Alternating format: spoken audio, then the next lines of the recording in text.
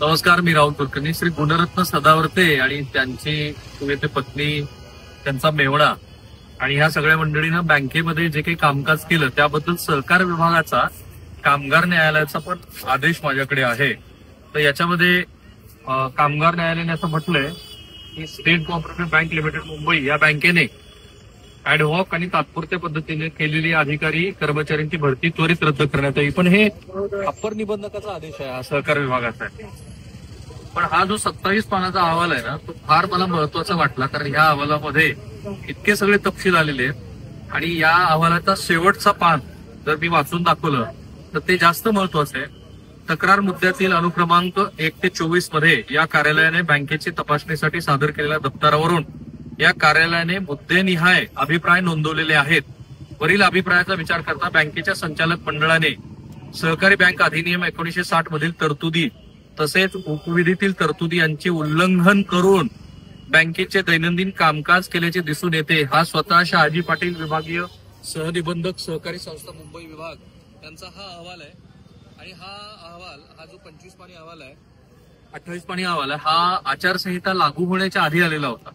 आणि त्यातलं पुढचं वाक्य त्याहून अधिक महत्वाचं आहे.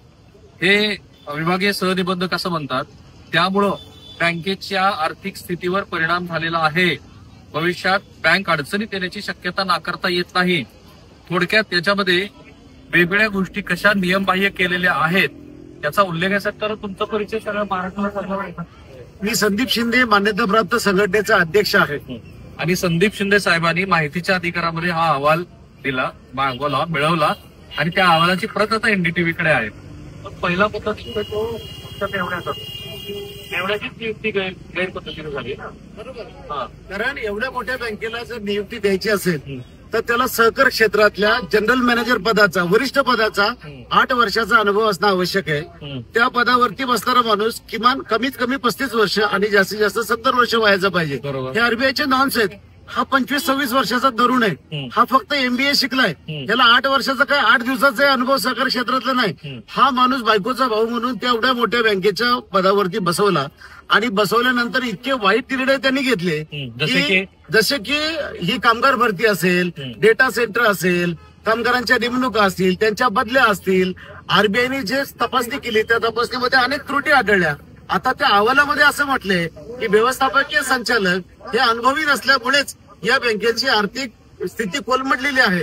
आपल्या FD सुद्धा विड्रॉल करायला सौरभ पाटील जबाबदार आहे, हे मी नाही सांगत, हे शहाजी पाटलांचा अहवाल सांगतोय. ठीक आहे, हा झाला सौरभ पाटलाचा मुद्दा. दुसरा मुद्दा तो म्हणजे डेटा सेंटर आणि तत्सम गोष्टीसाठी जे 37 कोटी रुपयाचं टेंडर दिलं ते नियमबाह्य आहे आणि अत्यंत अयोग्य पद्धतीनं दिलं असा अहवाल म्हणतो ना. 3700 रुपयाची जरी खरेदी करायची असेल तुम्हाला तरी तुम्ही 4 दुकानं फिरताव.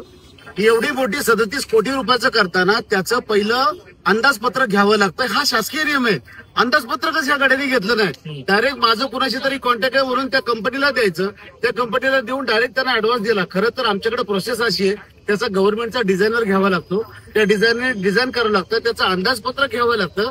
त्या अंदाजपत्रकामध्ये साधारणपणे एवढ्या किमतीमध्ये ते दिलं पाहिजे डेटा सेंटर, असं सगळं येतं. त्याची डिझाईन केली जाते आणि नंतर टेंडर मागवले जातात. त्याचा L1 जो सगळ्यात शेवटचा असेल तो L1चा देकार घेतला जातो आणि त्याची गरज काय, त्याच्या कशासाठी काय, ह्याचं सगळं घेतलं जातं. बँकेचे अध्यक्ष आणि उपाध्यक्ष जे आमचे BCMD आणि FSU आहेत त्यांना तर विश्वासात घेतलंच नाही. म्हणजे ST महामंडळाचे उपाध्यक्ष, व्यवस्थापकीय संचालक हे आमच्या बँकेचे अध्यक्ष असतात, त्यांना विश्वासात घेतलं नाही, उपाध्यक्षांना विश्वासात घेतलं नाही. केवळ संचालक मंडळांनाच त्यांनी हे करून ते घेतलेलं आहे. आणि त्याच्यामुळे या अहवालामध्ये स्पष्टपणे असं म्हटलंय की याची संपूर्णपणे जी काही झालेली आहे ती पारदर्शकपणे झालेली नाही आणि जे आणलं तेही बँकेत धड चालत नाही. आज आमचं असं झालं की ATM सेंटर बंद आहे, आमचं चेकचं क्लिअरन्स बंद आहे, आमचं RTGS बंद आहे. मग ते डेटा सेंटर आणून उपयोग काय झाला? 37 कोटी रुपये आणून उपयोग काय झाला? काल परवा त्याला 14 कोटी रुपयाचं पेमेंट उर्वरित दिलेलं आहे. आता आम्हाला बँकेला कर्ज द्यायला पैसे नाही म्हणतात आणि 14 कोटी रुपये त्याचं वाटप केलंय. म्हणजे इतका वाईट प्रकारचा भ्रष्टाचार या बँकेमध्ये झालेला आहे. ओके, आणखीन एक मुद्दा आहे जो गुणरत्न सदावर्ते यांच्या मिसेस बद्दलचा आहे आणि त्याच्यामध्ये असं म्हटलेलं आहे की तो मुद्दा मी वाचून दाखवेन, पण तात्पुरत्या नोकर भरतीला कशामुळे स्टे दिला? ही पण मोठ्या प्रमाणात केली आता जाते. ही ऍडव्हॉक पद्धतीची भरती खरं तर ही नियमबाह्यच आहे. खरं तर सहकार क्षेत्रानं आणि आरबीआयने नॉर्म घालून दिलेत की 8 कंपन्या आमच्याकडे नेमलेल्या आहेत. त्यांच्याकडून आयबीपीएस वगैरे अशा व्यामनिकॉन वगैरे अशा कंपन्या आहेत, त्यांच्याकडून भरती करून घ्यायची असते. आता तशी भरती न करता याने ऍडव्हॉक पद्धतीने दिलं, लोकांकडून वारेमाप पैसे घेतले. त्यांना असं सांगितलंय, मी खरं तर 1-2 मुलं ती आणणार होतो, की त्यांना असं सांगितलं की तुम्ही एवढी अमाऊंट द्या, तुम्हाला 180 दिवस झालं की कामगार कायद्याचा तुम्हाला फायदा मी मिळवून देतो, मी निष्णात वकील आहे आणि त्यामुळे तुम्हाला कोर्टातून स्टे मिळवून देतो, तुम्हाला कायम करतो, असं म्हणून शेकडो कर्मचाऱ्यांची भरती केली. ती जेव्हा आम्ही सहकार आयुक्तांकडे आणून दाखवलं, त्यांनी चौकशी कमिटी नेमली आणि चौकशी कमिटीने त्यातून अहवाल असा केला की ती भरती अतिशय चुकीची आहे आणि तात्काळ रद्द करण्यात यावी. त्यांना रद्दही केलं नाही, त्यांना काढलंही नाही आणि ते अजूनपर्यंत काम करतात. अगदी काल परवापर्यंत भरती चालू होती आणि त्यांना 50-50 हजार रुपये ठीक आहे. बोलत So, आज हे आंदोलन सुरू आहे. ह्या आपले जे पुण्यातलं सहकार विभागाचं जे काय सहकार आयुक्त जिथे बसतात त्याच्या कार्यालयासमोर ही मंडळी आंदोलन करतायत. त्यांनी कसं आहे की फसवणूक, एका पिक्चरचं कोणतं तरी पात्र होतं, आता आम्ही नाही नाव दिलं, आमच्या एसटी कर्मचाऱ्यांनी कोडवर्ड फार ठेवतात, ते कोणतं पात्र होतं आणि सगळ्या जगाला ठग लावायची ती जोड, आणि ही जोड आम्हाला ठग लावणारी मिळाली म्हणून ते बंटी पब्लिक कदाचित कोडवर्ड त्यांचा असावा. मला कोणावरती बोलायचं नाही, पण ज्या पद्धतीने कामकाज केलं, ज्या पद्धतीने त्यांनी एसटी कामगारांना भिकेला लावायचं काम केलंय, बँकाही घालवली, विलिनीकरणही घालवलं, आमच्या लोकांच्या आत्महत्या वाढवल्या, ह्या सगळ्या बाबी त्यांनी जे केल्या ते अतिशय वाईट आणि वेदनादायी आहे. एक तक्रारचा मुद्दा क्रमांक आहे 22. सो जयश्री पाटील सदावर्ते यांनी त्यांच्या संचालक पदाच्या कार्यकाळात विविध कोर्ट केसेसमध्ये सुमारे 35 लाख रुपये फी उकळली. अच्छा, मला पहिल्यांदा कळलं की सदावर्ते आणि जयश्री पाटील ह्या दोघांनी राजीनामा दिला संचालक मंडळात.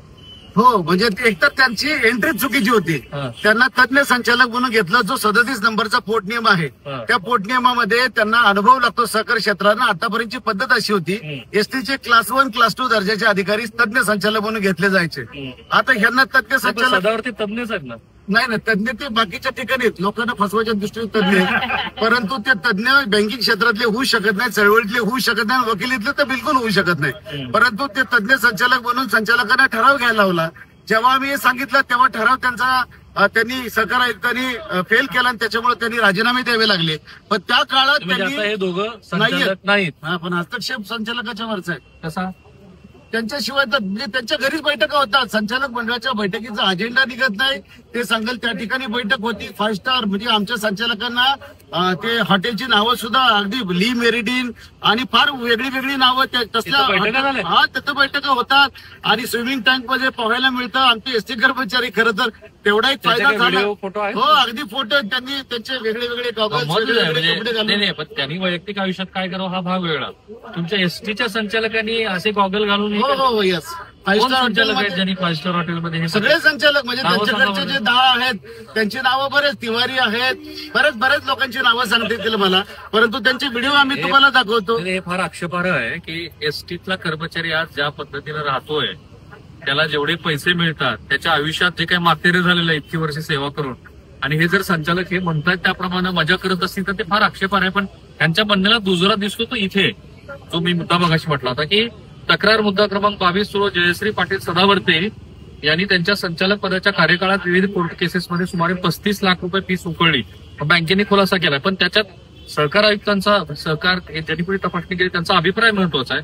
सदर मुद्द्यासंदर्भात बँकेने दिलेल्या खुलाशानुसार श्रीमती जयश्री पाटील यांना रुपये अदा केलेला नाही, परंतु बँकेने सादर केलेल्या माहितीनुसार त्यांच्यासाठी 37,20,000 रुपये कुठेतरी तरतूद करण्यात आली होती आणि जयश्री पाटील यांनी इतर यांच्याकडे 4 न्यायालयीन प्रकरणे सोपवली असून या प्रकरणापोटी 20 लाख रुपये रकमेची तरतूद केलेली आहे. दिलेले नाही पैसे. आता हे काय कागदावरती येतंय. आता काल बघा तुम्हाला सांगतो, काल एक कमिटी म्हणजे आमच्या तक्रारीवरती कमिटी गेली एक चौकशी करायला बँकेमध्ये, त्यांनी फक्त बोनीची माहिती दिली आणि इन्सेंटिव्ह 75 हजार रुपये इन्सेंटिव्ह. ज्या बँकेत कर्ज देता येत नाही, जी बँक ढबकायला आली, 75 हजार रुपये इन्सेंटिव्ह तुमच्या घरची बँक आहे, तर त्या मुद्द्यावरची चौकशी करायला गेले, माहिती दिली नाही. आता माहिती जर दिली नाही जवळजवळ 150-200 कोटी रुपयाचा त्याच्यामध्ये घोळ आहे. तरी ते संचालक नसले तरी थांबूया आपण इथे. एक फारच गंभीर आहे माझ्या मते. ती एसटी कामगारांची बँक आहे. इतर बँका तर एसटीच्या कर्मचाऱ्यांना जवळच उभा करत नाही, त्यामुळे त्यांच्यासाठी ही महत्वाची बँक आहे. आणि त्यात जर असे घोळ होत असतील आणि सहकार विभागच स्वतः ते सांगत असेल तर मग यात गांभीर्य निश्चित. त्यामुळे त्यांना प्रश्न पडला की यांचे पाठीराखे आहेत कोण. माझी सहकारी रेवते इंग्लिश मी राहुल कुलकर्णी, NDTV मराठी, पुणे. थँक्यू.